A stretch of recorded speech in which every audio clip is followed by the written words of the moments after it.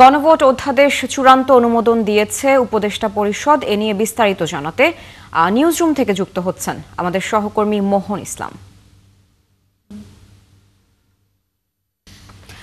দর্শক দুঃখিত, foreign service academy থেকে আমাদের সাথে যুক্ত হচ্ছেন সহকর্মী মোহন ইসলাম।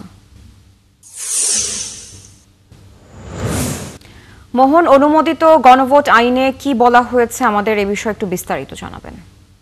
স্যার, আপনি যেমনটা বলছিলেন যে গণভোট অধ্যাদেশ 2025-এর খসড়ার নীতিগত অনুমোদন দিয়েছে উপদেষ্টা পরিষদ, অর্থাৎ গণভোট আয়োজনে নির্বাচন কমিশন প্রস্তুতি নিতে পারবে এবং কোনো ধরনের বাধা থাকছে না। এর ফলে খসড়ায় চূড়ান্ত কি থাকছে এবং এর কাজ কি আসবে বা কিভাবে এই আইনটি আসলে বাস্তবায়ন করা হবে সেই বিষয়ে বিস্তারিত জানাবেন আইন উপদেষ্টা আসিফ নজরুল।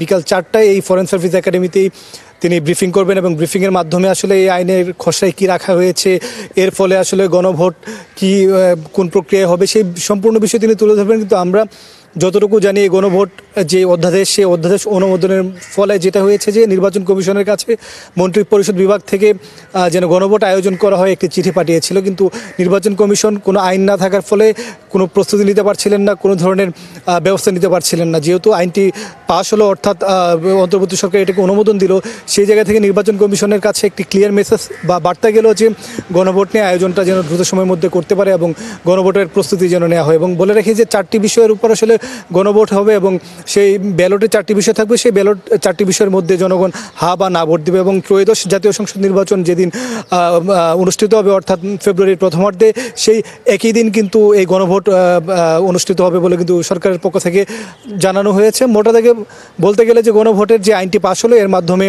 নির্বাচন কমিশনের সুস্পষ্ট বার্তা পেলে যেন গণভোটের সকল ধরনের প্রস্তুতি তারা নিতে পারে এবং এতে কী আছে তা নিয়ে 4টায় প্রফেসর আসিফ নজরুল বিস্তারিত জানাবেন।